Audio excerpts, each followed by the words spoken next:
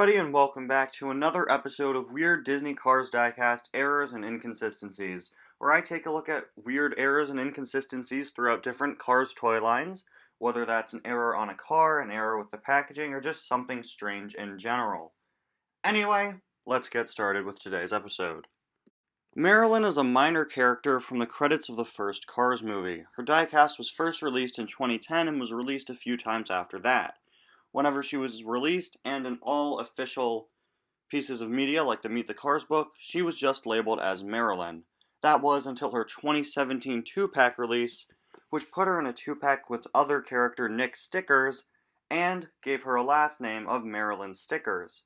It's unknown what the relationship of these two are, whether they're married or they're siblings or something else, but it was just strange to suddenly see Marilyn get the last name of another character. Even weirder was when, in her 2018 release and 2018 metallic release, she was once again just labeled as Marilyn. Number 2, in the first ever wave of the Lightning McQueen boxes, remember those? Those were pretty cool. Bling Bling McQueen was accidentally given artwork of Dinoco McQueen. Then, in wave 2 of the boxes, when Dinoco McQueen was released, he used the exact same picture as the one found on the inaccurate Bling Bling McQueen, except, it makes sense here because this is the McQueen you're getting. Alright, so this next one is pretty interesting. It's probably my favorite one I'm going to be covering today. In 2008, for the first time ever, Cars packages stopped just saying Disney Pixar Cars and started saying Disney Pixar The World of Cars. This is probably either a cross-promotion with the book The World of Cars, or just them saying, hey, we're going beyond just a movie. We're going to be doing more with this franchise. It's not just Cars, it's the world of Cars now. This branding stayed in 2009, the first year in which we started seeing Cars from things other than the movies. But starting in 2010, on all diecast releases, the World of Cars branding was dropped and is still yet to make a comeback. Even the Planes diecasts, whose slogan on their packaging said "From Above the World of Cars," didn't use the World of Cars logo, instead just having the words "From Above the World of" typed out. Now, up next, despite his previous releases officially labeling him as Mater the Greater, the 2017 single release of Mater the Greater called him Stuntmaider. I really don't get why you would do that. His official name is Mater the Greater. In the short, he's referred to as Mater the Greater. That's his Daredevil name.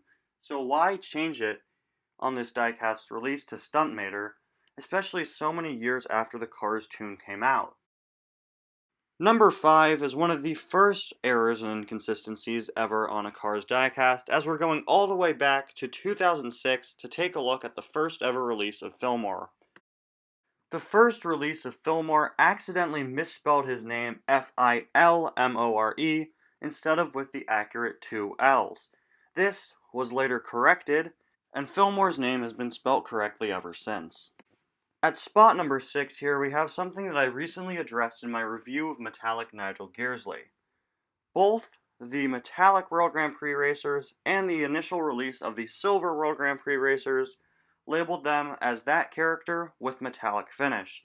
So as you can see here, both metallic Nigel and silver Nigel were labeled as Nigel Gearsley with metallic finish. Now I know that the silver racer does have a little logo saying Silver Racer Series, but I just think it's strange and pretty confusing to label them both as with metallic finish, especially when one is just a metallic green and the other is silver.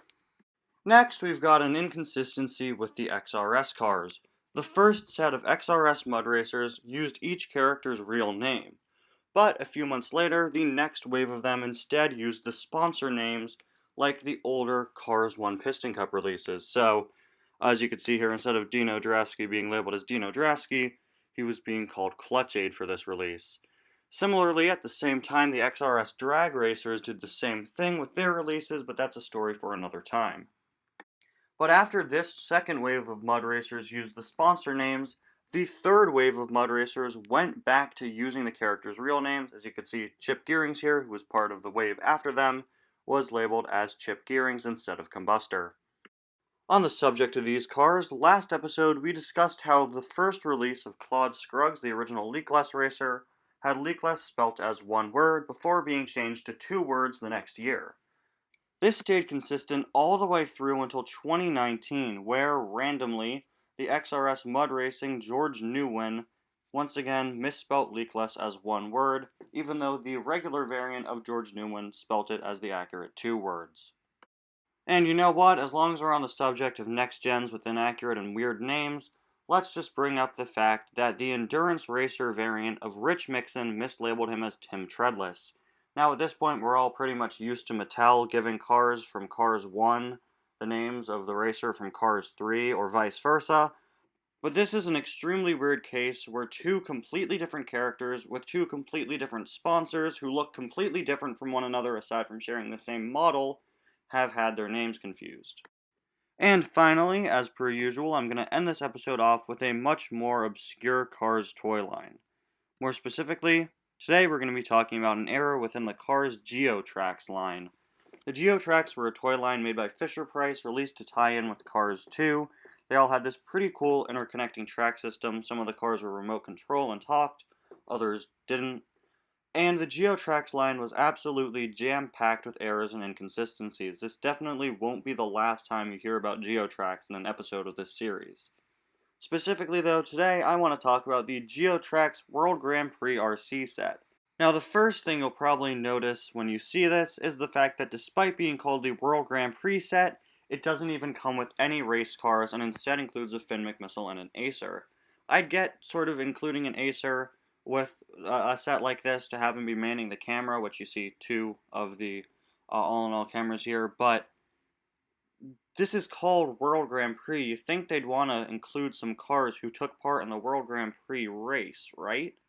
But the second weird thing about the set is the fact that despite being called World Grand Prix, it only has set pieces from 2 of the World Grand Prix races. You could see a little Tokyo building and an Italian flag and some Italian buildings as well. But there is nothing here representing the London race, which is just really strange. All around, it's pretty weird, just like the Cars Geotrax themselves. Anyway, guys, that's going to wrap it up for today's episode of Weird Errors and Inconsistencies. I'll see you guys next time. Bye now.